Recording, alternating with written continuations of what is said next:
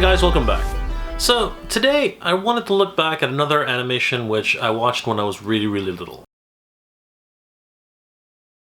Hi guys, welcome back to my channel, where we discuss the popular culture of the 70s, 80s, and 90s. So today I wanted to look back at a really popular cartoon back in the 1970s. It was an amazing animation which involved 5 young people who were out to save the world. I'm talking about the Battle of the Planets, or Science Ninja Team Gatchaman.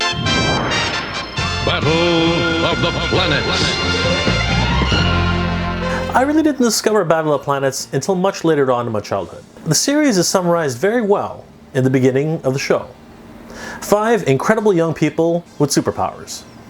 It follows the lives of 5 teenagers.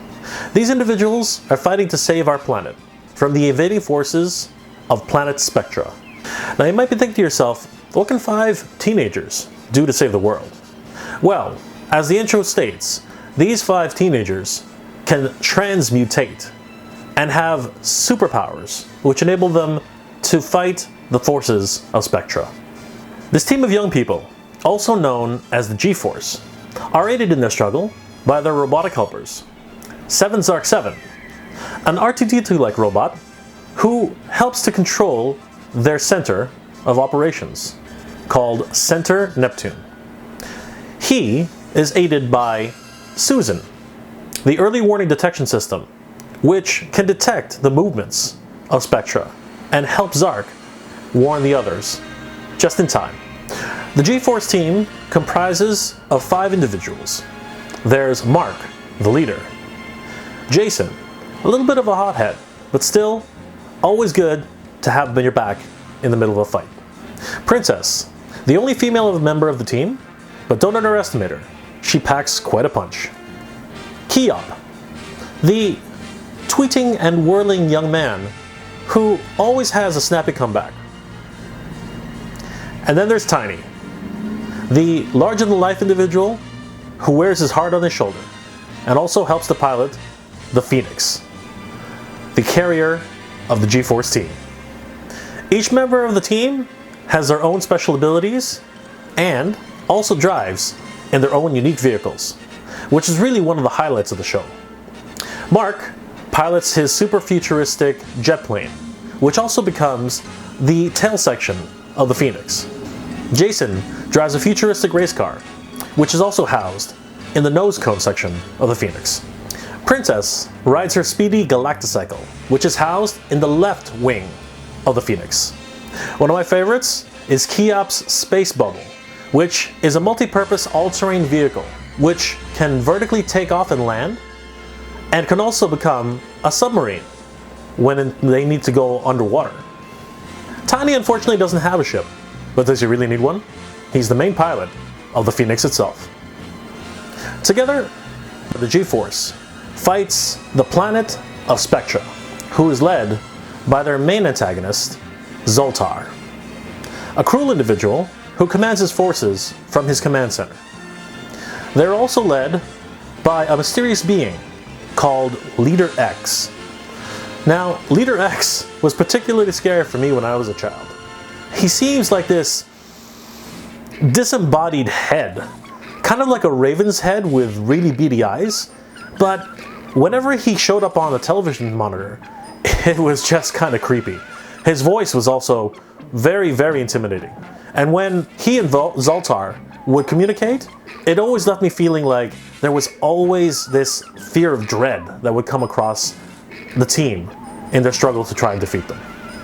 And mind you, if a single bar of the precious metal is missing, I expect the responsible officer to activate his self-destruct button. And we all know who the responsible officer is, don't we? Yes, sire. Zoltar and Leader X lead the multitude of forces from planet Spectra, who use gigantic mecha beasts in the shapes of usually animals or insects to try and invade the planet Earth. And it's up to the G-Force team to make sure that they're not successful. My favorite part of the show was always the action, especially when the team was able to use their signature weapons, including Mark's sonic boomerang. When he threw that thing, you knew someone was pretty much going to lose an eye.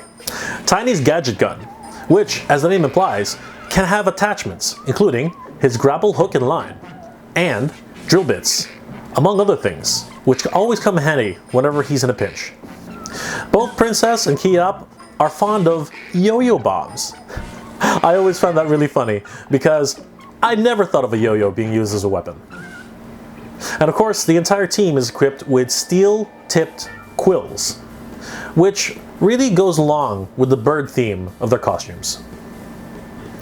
The climax of the show usually accumulates in the battle with the giant mecha beasts, oftentimes using the Phoenix.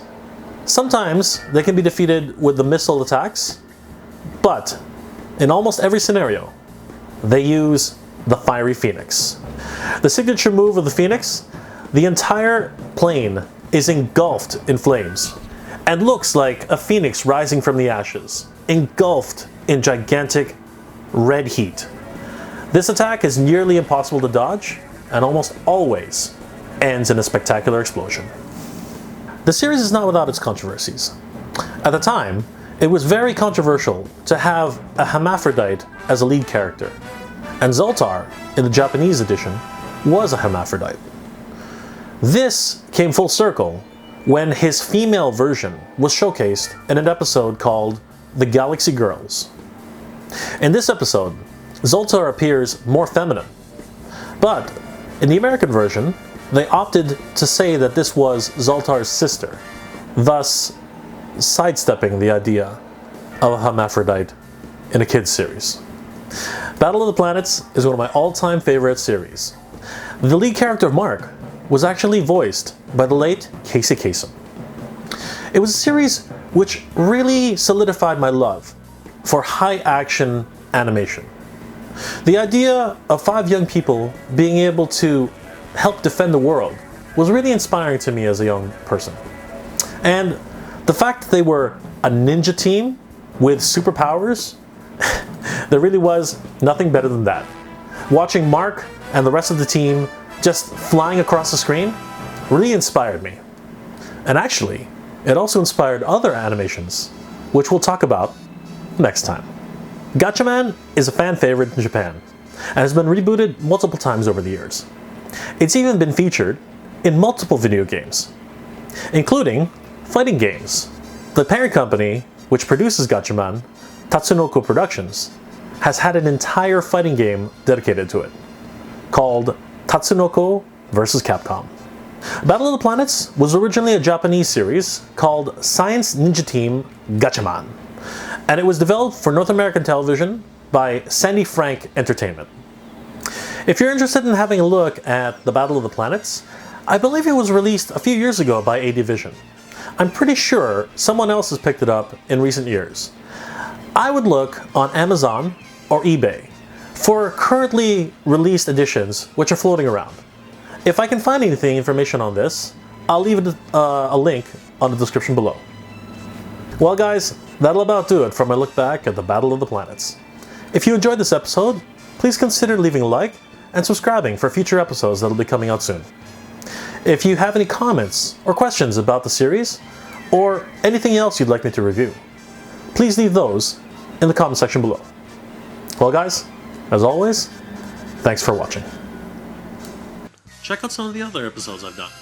You can also follow me on Facebook and Twitter.